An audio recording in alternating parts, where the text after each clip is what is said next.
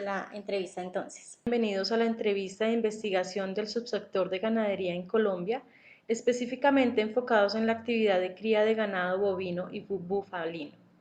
Soy Lady Gisela Bonilla Amaya, estoy en compañía de Heidi Yoreli Triana Rueda y Rafael Eduardo Jaime Reyes. Somos estudiantes de último semestre de Administración de Empresas de la Universidad Politécnico Gran Colombiano. Gratamente nos acompaña el día de hoy un experto en el sector, el ingeniero agroindustrial egresado de la UPC, quien es el gerente general de la empresa ganadera Santa Lucía. Ingeniero Jesús, bienvenido y muchas gracias por aceptar nuestra solicitud de investigación. Sí, buenas tardes para todos. Un placer pues estar acompañándolo en esta reunión. Gracias. Vamos a iniciar.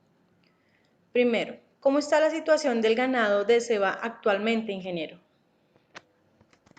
Pues mira, en este momento te quiero devolver un poquito más desde 2019, cuando se levantaron las restricciones de la fiebre aftosa en Colombia. Se preveía que ocurriera lo que está ocurriendo en este momento, que está caracterizado por la escasez de ganado macho para la ceba. Sí, señor. Esto a causa pues de que, en primer lugar, pues la apertura que ha habido de las exportaciones, tanto en canal como en pie, pues rebosa las capacidades de producción que tenemos en Colombia. Y desde esa época pues estaba haciendo un llamado a que se dieran los correctivos necesarios para evitar de que se presentara, digamos, que una escasez en los reemplazos de la ceba, como se está presentando en este momento, que pues se manifestó, digamos, medianamente en el 2020. De pronto la pandemia tuvo que ver, porque estaban preveyendo que para mitad del 2020 ya iba a haber escasez de machos. Sí se presentó, pero no en la proporción como se está presentando en este momento. Entonces vemos que ahorita en los últimos meses los precios de machos han tomado tendencia al alza. Esto tiene que ver mucho con la frecuencia de la llegada de los barcos que transportan ganado en pie. Del mismo modo, pues también los cebadores de Colombia, pues también le queda un poquito más difícil la consecución. Ok, ingeniero, gracias. ¿Cuánto? Bueno, bien, entonces estábamos explicando la situación de la ganadería, el fenómeno que se está presentando en este momento, que se registra una escasez de machos de reemplazo para la ceba. Sí, señor. La apreciación que tenemos nosotros acá en nuestra región es de que metiendo muchos, no sé si errores o en la forma como se manejan las explotaciones. Nosotros, nuestro territorio sur Cesar, y creo que un fenómeno que se aplica a toda la región oriental Caribe, es de que la gran mayoría de propietarios son de lo que se denomina doble propósito. O sea que sus vacas las ordeñan y los terneros pues son destinados se venden destetos para el destinarlos a la ceba. Esto implica de que por una parte la genética que utilizan no es la adecuada para la ceba, y por otro lado las vacas, por estar sometidas a ordeño, pues los intervalos entre partos van a ser mayores y por ende pues la cantidad de terneros que sale no es la suficiente. Nosotros podemos estar hablando de que la ganadería colombiana, el intervalo entre partos está por ahí alrededor de 600 días, ya, pues prácticamente casi 2 años, ¿sí? digamos que 1 año y 3 cuartos que una vaca tiene un ternero. Eso es un parámetro pues que está muy bajo y hay que hacer el mayor esfuerzo por corregirlo. Por otro lado, también se dan las explotaciones ganaderas eh, que tienen muy poca genética o que se hacen en condiciones muy naturales y rústicas, como son los ganados de las tierras bajas, y ya donde no se hace mucho por mejorar las condiciones ni nutricionales ni genéticas, ya, y eso hace también de que estos parámetros sean tan bajos. Pues a nivel de federal, a nivel nacional, pues se ha tratado de trabajar estos temas y a nivel regional también, pero es bastante, hasta la presente, pues los logros que se han obtenido son a nivel de algunos individuos. Ya no podíamos hablar todavía de generalidades, de siquiera estar por ahí en 500 días de intervalos entre partos que facilite, digamos, que la vaca sea mucho más eficiente en su reproducción y podamos tener un mayor número de crías por año y por ende, pues ese ganado sería el 50% que es los machos serían para la ceba, ¿ya? Sí, señor. Algunas ganaderías, pues yo me puedo incluir entre ellos, que hemos eh, trasladado o hemos importado más bien tecnologías como los silvopastoriles, la ganadería regenerativa, la traída de otras razas mejoradas, pues hemos mejorado en buena medida, pero el gran promedio nacional pues sigue siendo muy bajo y el sector Caribe pues no es la excepción. Entonces, pues no sé si contestaría su pregunta con Claro mi que sí, ingeniero. exposición. Claro que sí, ingeniero. Inicialmente necesitamos saber cómo era la situación del ganado en el sector y, por supuesto, completó toda la expectativa de la respuesta. Vamos a dar continuación con la segunda pregunta, que es Sí. ¿cuánto tiempo tiene su empresa en el mercado? Mira, pues nosotros traemos tradición familiar pues, prácticamente de toda la vida, ¿cierto? Porque mi papá pues fue fundador de la ganadería en los años 50. Sí, y nosotros hemos continuado con eso, ya pues hemos conservado y hemos mejorado y seguimos con las explotaciones. Básicamente, pues yo estoy a cargo de una parte de lo familiar, pero es de tradición familiar, o sea, no le podría decir el tiempo Ok, porque ha sido ingeniero. pues prácticamente toda la vida. Perfecto, muchas gracias. En la última semana de marzo, el promedio de los machos de levante presentó un valor de 1.2 y 1.6 millones. Es evidente que existe un incremento en los precios internacionales. ¿Considera usted que esos precios se han visto reflejados en el mercado local, ingeniero?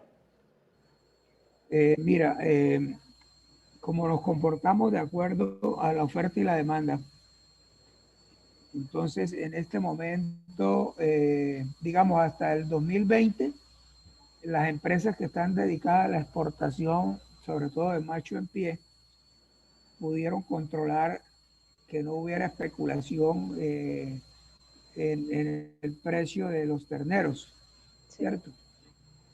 En los últimos meses, como tú hablas de marzo, la escasez fue bastante alta y eso les obligó a ellos a tener que incrementar el valor del kilo en pie en finca para sí, poder cumplir con sus compromisos, ¿ya? Entonces se ha dado el juego del libre mercado y ese libre mercado necesariamente cuando hay escasez pues tiene que subir el precio del precio. producto y eso es lo que se ha reflejado. Entonces podemos hablar de que aquí más o menos en marzo empezó a subir, ¿ya? Y alcanzó a subir aproximadamente 1.500, 1.800 pesos el valor kilo de por kilo. ternero, ¿ya? Pasando de 5.000, casi a 2.000, de 5.000 a 6.500, ¿ya? En algunos casos hasta 7.000, ¿ya? Entonces, sí se ve reflejado en el productor. Ok, ingeniero, gracias. ¿Cuál fue el impacto que se generó en la cría, comercialización y producción de cárnicos respecto a la emergencia sanitaria que se da por el COVID-19? Le comento, por el COVID-19 prácticamente la situación fue mínima. Yo creo que despreciable. ¿Por qué? Porque las explotaciones ganaderas siguieron trabajando y en los decretos que se dieron de restricción de movilidad, el sector agropecuario fue una excepción Claro, y pudimos desarrollar perfectamente la actividad. sin Yo ningún creo que nadie inconveniente. se, pero inicialmente la pandemia paralizaron fuera las subastas, ¿ya? Pero estas a los poquitos días, digamos a los 2 o 3 meses, se idearon las subastas virtuales, ¿ya? Y digamos que en gran medida se superó la crisis de las subastas. Ya en los meses de mayo, junio ya habían subastas virtuales y se empezó a normalizar el comercio. Claro, hicieron uso de las herramientas tecnológicas, como nos tocó a todos los sectores prácticamente. Ingeniero, en un contexto internacional, China está generando un boom en la comercialización de cárnicos. ¿Qué hace que el mercado chino sea tan llamativo para exportar carne desde Colombia? Te comento, eh, es una perspectiva muy importante, yo creo que por la población que tiene China y por otro lado, porque en China están haciendo una transición al consumo de la carne bovina. Tuve la oportunidad de asistir a finales del 2019 a, la, al, a una reunión en Bogotá de Fedegan, donde hubo precisamente un asiático que hizo una exposición donde planteaba de que los chinos están cambiando su, su menú, su forma tradicional de alimentarse y están como occidentalizándose en esa forma. Ya están empezando, ya utilizaban era carnes de especies menores, mucho de cerdo y en los últimos tiempos han migrado mucho a la carne de bovino y se considera de que donde esa tendencia siga, los mercados de carne del mundo serían insuficientes para abastecer la demanda que se puede presentar en la China, inclusive Colombia, donde ya se concreten los mercados con China, la escasez va a ser superior de la que se está registrando en este momento. Okay. Se estipula que en Colombia ha presentado un incremento en las exportaciones de carne en un 117%. ¿Cómo se ha visto beneficiada su empresa en relación con la comercialización que se ha venido generando? Fácil, mira, en el tiempo atrás se ha venido presentando un desestímulo a la cría, o sea, las ganaderías que se dedican a tener vacas para producir terneros. ¿Por qué motivo? Porque la actividad que es más costosa en la ganadería es la cría de terneros. Y los precios que teníamos en los tiempos anteriores no eran representativos para esos costos. Por lo tanto, había un desestímulo a esa actividad y veíamos que eso incrementaba el sacrificio de hembras.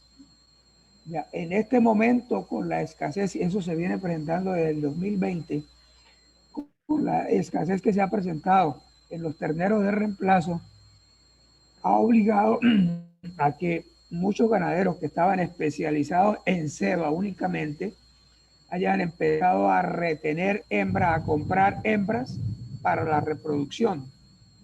¿Ya? Y lo que traíamos de pronto, una tendencia a la reducción de la cría, esa tendencia ya se corrigió y ahora es inversa, ¿cierto? Ahora es al aumento, ¿ya? Entonces, en este momento es buen negocio dejar parir una vaca para que ella nos proporcione un ternero que bien nutrido, ese ternero puede estar costando 1.300.000, 1.400.000, que sería la producción de la vaca durante un año, ¿ya?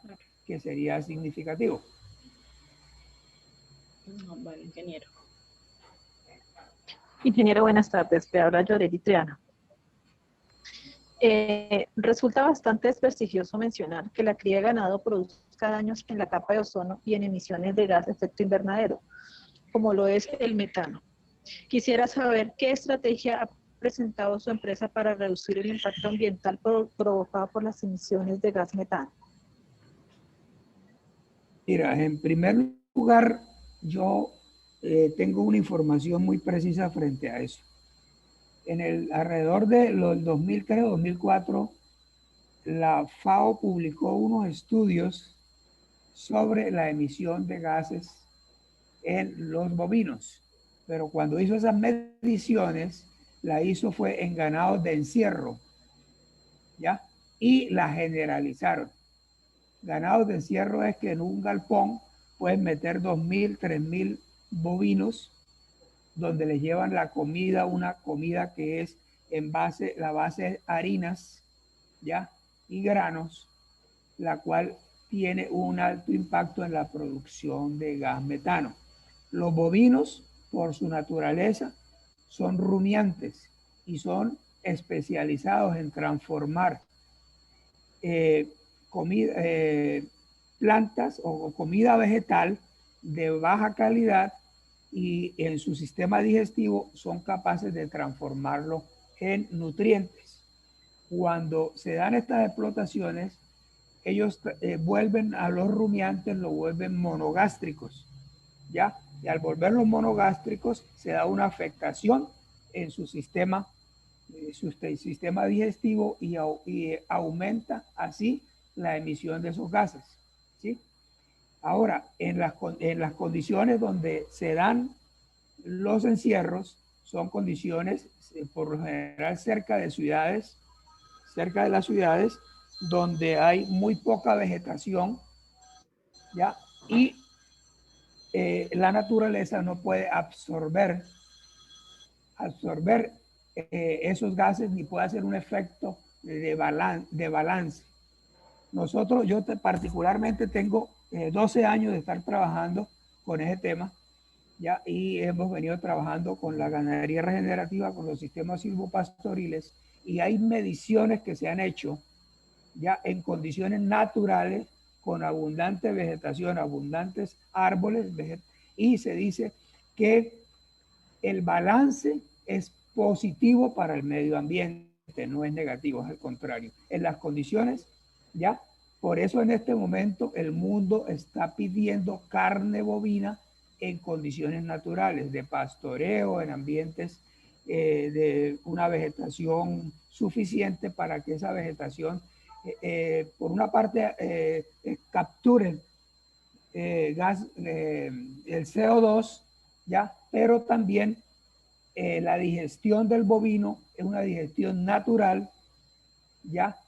Que va a hacer de que la emisión de esos gases, prácticamente que es el gas metano, sea mínima en comparación con el efecto que está haciendo el entorno sobre el daño ambiental.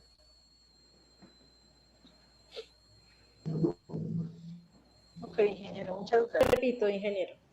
Teniendo en cuenta la situación actual en Colombia y su constante crecimiento en el sector, ¿qué modelos de factibilidad ha presentado su empresa para mantenerse en el mercado de cárnicos? Ya lo entendí perfectamente. Sí, señor. La meta que se tiene en este momento en la ganadería, tanto local como nacional, es de que tenemos que optimizar la producción bovina. ¿Qué sería optimizar la producción bovina? Por una parte, que los indicadores de eficiencia mejoren. Y por otro lado, de que se logre una mayor densidad de población, o sea, aumentar la población bovina sin aumentar las áreas. ¿Por qué? Porque antiguamente, ¿qué pasaba? Si una persona tenía 200 animales y quería tener 400, pues compraba más tierra, ¿ya? Y dedicaba a la ganadería. En este momento, ¿cuál es la tendencia que se dice? Es mejorar. Nosotros a nivel nacional se está hablando de que es un animal por hectárea, porque ahí entra en los llanos orientales, donde la fertilidad de los suelos es baja y la inclemencia también de los inviernos y los veranos también es intensa, entonces la capacidad es muy baja y eso hace bajar el promedio nacional. En nuestra zona podemos estar hablando que estamos por ahí entre 2 y 3 animales por hectárea, pero las experiencias que se tienen es que fácilmente se puede llegar a tener 5 animales por hectárea, ya mejorando el entorno, mejorando las condiciones. ¿Qué pasa? Que en Colombia, no solo en la ganadería, sino en la agricultura, con lo que la famosa revolución verde de los años 60, digamos que el alto consumo de fertilizantes químicos, de pesticidas, eso hizo que nuestro suelo se deteriorara, ¿ya? Entonces, prácticamente nosotros digamos que tenemos unos 50 años de venir deteriorando el suelo con las malas prácticas. Y que si nosotros logramos revertir esa tendencia, ya podemos nosotros mejorar nuestros suelos, mejorar nuestro entorno y podemos ser más eficientes. Entonces, otra teoría que había en los años 60, en los años 60, 70 y 80, era que el ganado debía tener la menor cantidad de sombra posible, porque así comía más, ¿ya? Pero se llegó a demostrar de que es lo contrario, que el ganado necesita más tiempo para hacer su rumia que para comer. Y para hacer su rumia necesita es un ambiente confortable. Y el ambiente confortable es en un lugar que esté fresco, ¿ya? Seco, y eso solamente se lo puede dar una zona boscosa, ¿sí? Entonces, son conceptos que han venido cambiando y se han venido, eso es lento porque todos los cambios son lentos, ¿cierto? Pero sí nosotros lo notado de que ha venido teniendo impacto, sobre todo a nivel de los grupos que se manejan de charlas y toda esa cosa. Entonces ha venido cambiando la mentalidad del ganadero, de que es muy importante tanto el medio ambiente como también de que poder optimizar nuestra producción para ser verdaderamente, ¿cómo se llama la palabra? Sostenibles, ¿ya? Como una actividad sostenible en el tiempo. Ok, ingeniero, entiendo. ¿Cómo se ha visto afectada su empresa con el incremento en los precios de un 30% en los insumos agrícolas, en los agroquímicos y en los concentrados que requiere su producción? Sí, señora, tocó el punto grave, grave, grave. Eso está no solamente para la ganadería de bovina. Las especies menores están en este momento en una situación todavía más caótica, porque ellos dependen mucho de los insumos comprados. Ya en la ganadería no es tan demandante, o sea, la ganadería que nosotros manejamos aquí de pastoreo no es tan demandante de insumos comprados, sino únicamente los medicamentos, por ahí ya, básicamente medicamentos, ¿cierto? Pero el impacto sí ha sido alto, por lo menos en la parte que es de suplementos, por lo menos a mí me tocó suprimir algunos artículos que estaba consumiendo para suplementar, porque realmente ya se salen de los márgenes de productividad.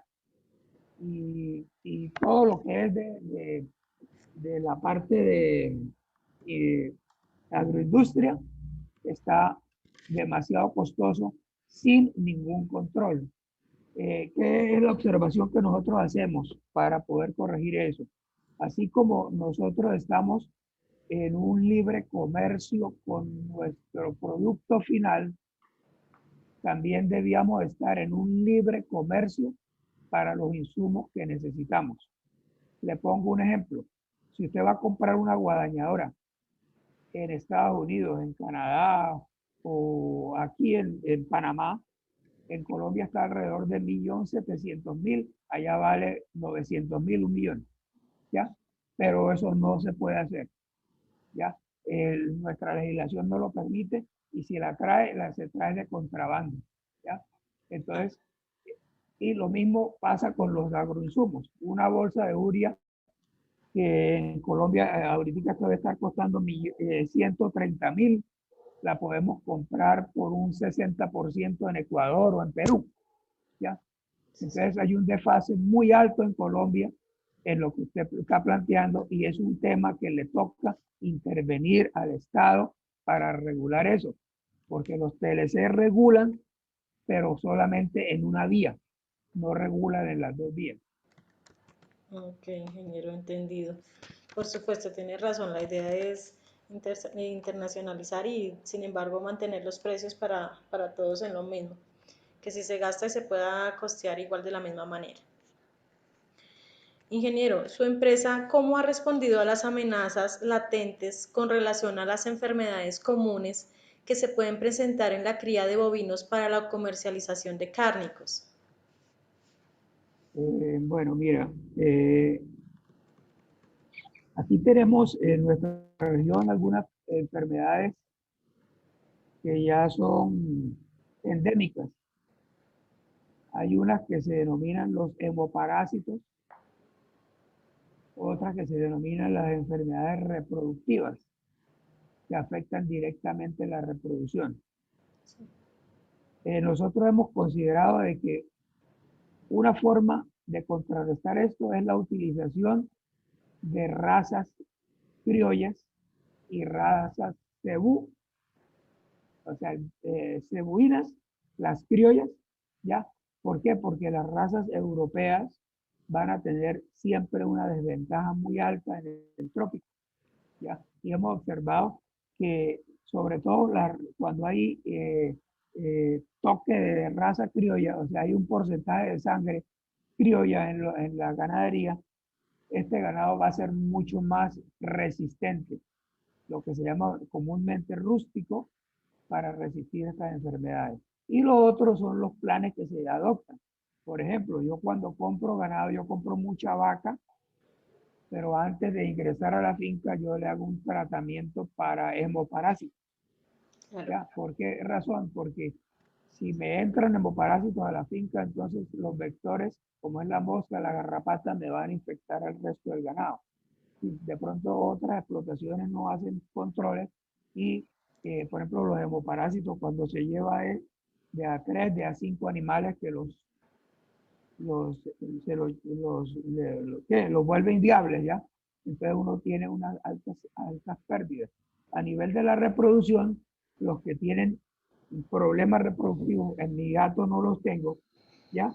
Se utilizan vacunas, las vacunas que le llaman las vacunas reproductivas que se aplican una vez al año y esas contrarrestan bastante la incidencia sobre todo de los abortos, terneros que nacen raquíticos, ¿ya? Eh, básicamente eso, ¿sí? Ok, ingeniero. Fedegan anunció un declive en el consumo per cápita de carne, producto de menores ingresos en la sociedad durante la crisis del coronavirus, ¿Su empresa sintió caída de la demanda en este periodo de comercialización? Eh, la demanda interna de Colombia está regulada por dos factores. Uno es el poder adquisitivo que usted dijo, ya, y el otro es de que cuando aumentan las exportaciones, pues el precio del ganado, sobre todo el novillo, tiene la tendencia a ser de exportación y en este momento, por ejemplo, hay una mayor retención de vientres, menos vientres para el sacrificio. Entonces Colombia ha sido un gran consumidor de carne de vaca, ¿sí? De vaca y de novilla. Por lo tanto, se disminuye la oferta también y va a bajar el consumo. Pero nosotros consideramos de que eh, si se mejoran los parámetros o los índices de productividad en Colombia, nosotros podemos tener el inventario suficiente para satisfacer la demanda interna y para satisfacer también las exportaciones. ¿Ya? O sea, prácticamente que Colombia consume lo que llaman mucha carne de segunda o carne de vaca. ¿Ya? Que la carne de segunda, pues no, a nivel de nutrientes, no es que no los tenga, sino de que es más dura, menos apetecible, pero también tiene los mismos componentes nutricionales que una carne de primera.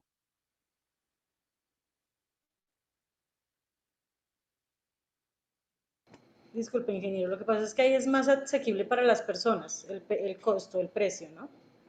Y por eso sí, pero si se sabe preparar, por ejemplo, una carne de segunda molida, Sí, y, tiene los mismos componentes nutritivos que una carne de primera. de primera, Las claro. carnes prácticamente la clasificación se da por su terneza, sí, y por marmoreo y esas cosas, ¿cierto? Entonces, es básicamente la carne de novillo y entre más tierno, pues mucho mejor, pero tenemos otras alternativas y además de los bovinos también tenemos las otras especies, las especies de menores que también pueden entrar a reemplazar, digamos, en gran medida la carne bovina. Claro, ya ahí empezamos a ver otro tipo de carnes que podrían ser reemplazadas. Ingeniero, y por último, el bajo precio con que se le compra el producto al productor y alto precio que paga el consumidor en el mercado se convierte en una brecha bastante importante. ¿Qué solución plantearía usted para reducir esa coyuntura y mantener un margen de utilidad por encima de los costos de producción? Le digo por experiencia, los mayores costos que tiene la intermediación de la carne se dan, por una parte, por la maquila, por transporte, pero también en gran medida es la carga de impuestos que tiene, ¿ya? Entonces hace que estos costos se eleven demasiado y al consumidor final, este, digamos, le llegue con un precio más elevado. Eh, nosotros aquí en la región, afortunadamente, pues contamos con dos frigoríficos de renombre, como es Alimentos Cárnicos Nutresa. Por otro lado, estamos en Valledupar, tenemos a Colanta Cárnicos y los de Bucaramanga. Los dos de Bucaramanga que son también mercados naturales para el sur de Cesar.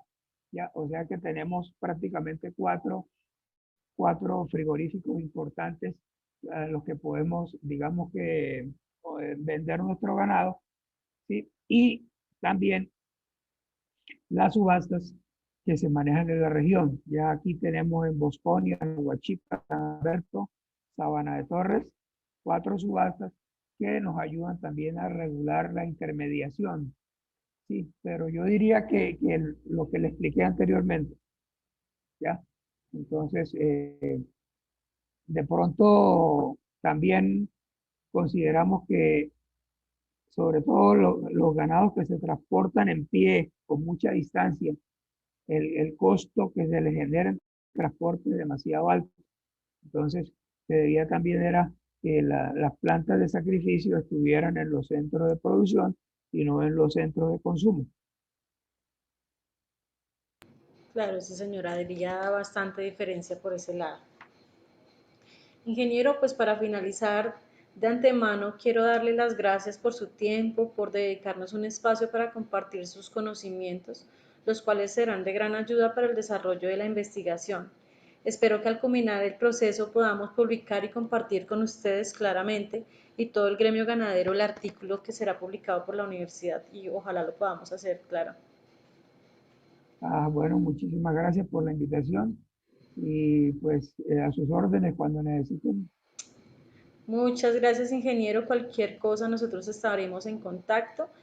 Yo estaré en comunicación para alguna inquietud que de pronto surja por el camino. Y pues de verdad, muchísimas Bueno, muy gracias por bien. este espacio, por todos sus conocimientos.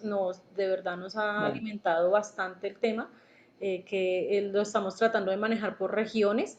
Entonces, de verdad, esta parte de Aguachica Cesar ha sido supremamente importante y sus conocimientos de antemano han sido muy, muy relevantes para nuestra investigación. bueno, muchas Muchas gracias y gracias, hasta luego. ingeniero. Una muy buena tarde.